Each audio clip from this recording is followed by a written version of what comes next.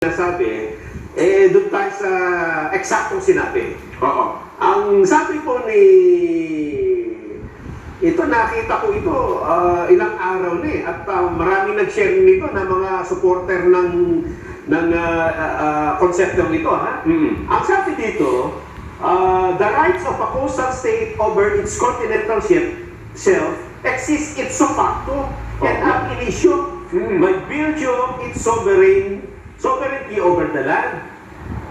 The territorial sea and the continental shelf where the exclusive economic zone and extended continental shelf are found are considered integral natural extension of the coastal land territory.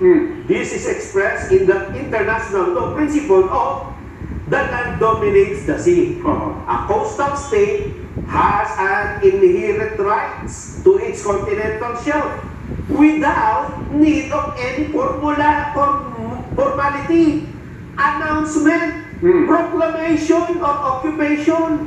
There is therefore no need to proclaim the coordinates of the outer limits of a coastal states. Sino nagsabi niyan? Justice Antonio Carpio. Ulitin mo nga kung sino nagsabi? Retired Justice Antonio Carpio. Yun ang principle. Okay. International principle. In an ideal world, tama naman yun eh. Pero, ideal ba yung mundo natin, Nelson? Lalo dito sa Pilipinas, yung pinag-uusapan. Exclusive economic zone at saka yung ating continental shelf, 200 nautical miles away from the baseline. Oo. Okay? Ilan ang nag-overlap na water system dyan? Isa-isayin natin. Sa bandang norte, meron tayong problema, nag-overlap nasa Taiwan at saka China because of the Pratas Island.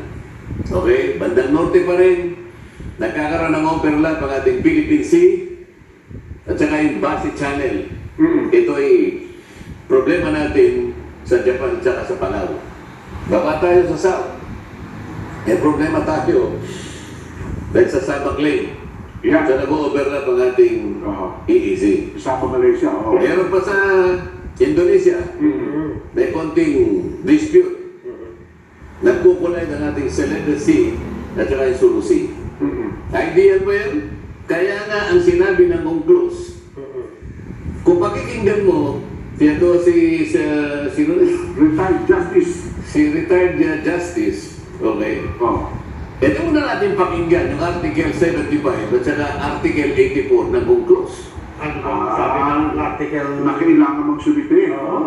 Kasi alam mo, ang UNCLOS pinagmumula ng ating karapatan. Ngunit meron ding partiyan ng obligasyon ng bawat estado. para mag-claim yung karapatan na yun. Kailangan, meron tayong coordinates talaga. Nag-aaway-aaway nga eh. Baka naman walang letra po, letra na kasulat na kailangan ng coordinates. Ito, basahin niya. Alam naman kung magbasa sa kanya. Kaya, basahin niya. Ito, binabanggit ko na nga sa kanya eh. Article 75 at saka Article 84. Inuobliga po tayo ng UNCLOS. Na magsumite. Hindi lamang yun. Alam mo kung sino bang nag-uubliga sa atin? Sino? Yung Secretary General ng United Nations. Sapagkat tayo ay miyembro ng UN. Alam mo, nag-i-issue ng regular na paalala ang United Nations na tayo ay mag-comply doon sa mga regulatory issues. Kagaya, pinagsasambi tayo ng coordinates talaga. Alam ba nyo ngayon? Isipin ito, kailangan malaman ninyong dalawa ito. Obligasyon ito ng isang partido ng isang treaty. Okay? Kailan ba tayo nag-sign sa UNCLOS, Jen? Kailan ba? 1982. 1982 na pala. Niratify ng ating pamahalaan 1984. Okay. Naging enforceable sa atin 1997 o 1994. 1994, okay. Sa mga tweet, 1994, 2026, ilang taon nang nakararaan? Nelson, Mga... mathematician, 32. 32, tama. 32 years ago. Oo. Sabi ng Article 75, 84, mag-submit kayo ng chart sa mga coordinates. Hanggang ngayon, hindi pa tayo nagsasubmit.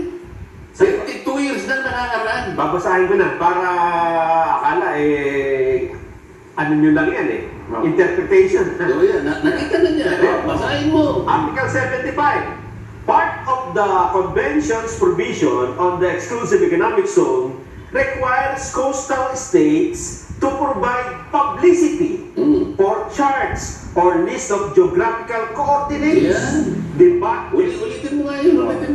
List of geographical Yan, coordinates sana kikiligyan mo. defining the outer limits of the EEZ. Oo. Ibig sabihin, Sen, parang talagang banggaan no? Hindi ba obligasyon yun? Oo. Hindi mo sabihin, ikaw pinangangalandakan mo ang karapatan mo sa UCLOS, pero yung obligasyon, hindi mo tinutupad. Ganun ba ngayon, Nelson Oo. Tama. Alamin mo ang karapatan mo, sinasaad sa UCLOS, ngunit gampanan mo ang pananagutan mo, ang obligasyon mo na nakasaad din dito. 84, ano sinasabi na 84? Yeah. Hanggang 75 na po ito. Sige, basta, total nabasta niya na yung Dito pa lang, dito pa lang, tapos na tayo. O bakit niya sinasabi? Sinong paniniwalaan mo ngayon? Yung UNCLOS o yung sinasabi niya? Makikita po ng ano natin bakit po kailangan ng coordinates?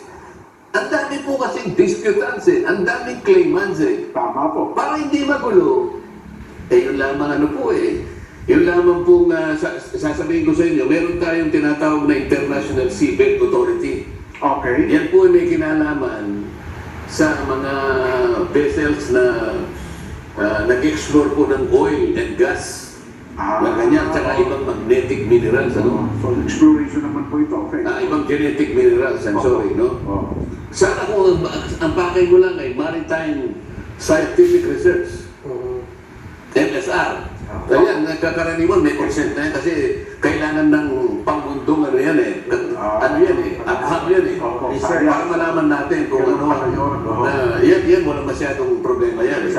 Pero pagka pumalaot ka at ang gagawin mo ay exploration, oil, gas, genetic minerals, ay i-guide ka ng Seabed Authority kasi nasa ilalim na yan, kaya nga yung continental shelf mo, kailangan yan Kung wala ng coordinates, hindi ka basta makakapasok dyan. Sasabihin na, pag may coordinates, di kung wala kang kaya pala pasok ng pasok sa atin yan mga paano, kasalanan lahat ni Justice Carpio, sinabi niya, hindi na dapat magkaroon ng coordinates. Kaya siguro po ngayon, papasukan tayo ng lahat ng mga nag-explore na yan, sisihin po ninyo siya. Kasi ayaw niya magbigay ng coordinates Hanggang ngayon po, ay wala pa po tayong coordinates pagkatapos ng 32 taon. Alam niyo kung bakit? Kasi pinayuhan niya ni Captain na huwag na maggumawa. Kaya nga siguro. Dahil madali namang kwentahin. Na pag sinasabi natin, sinabi ni Nelson, sinabi ko na rin, hanggang ngayon po, after 32 years, bakit hindi po tayo makapag-submit, makapag-devotion ng chart at geographic coordinates?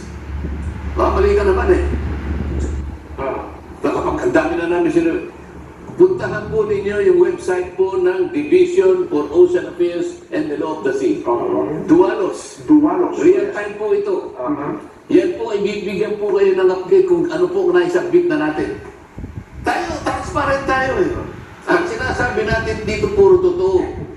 Walang panlilinlang, walang pandaraya, walang panliligaw. Yan ang patakaran ng istasyon na ito.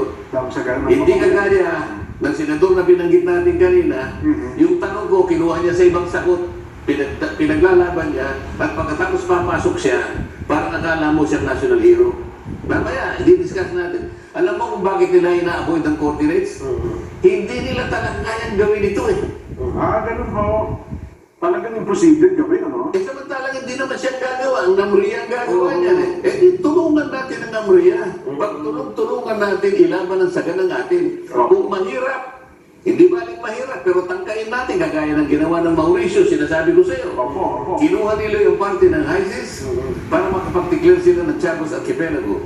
At Brazil, in-enclose nila yung St. Peter at saka yung St. Paul, taking part of the HISIS. Iniintay nila kung may mag-object. Fortunately, walang nag-object. Kahit na ang Amerika hindi nag-object, baka sakaling maging katanggap-tanggap yun, ano? Oo. Bakit hindi natin gawin? Ba't di natin ilaban?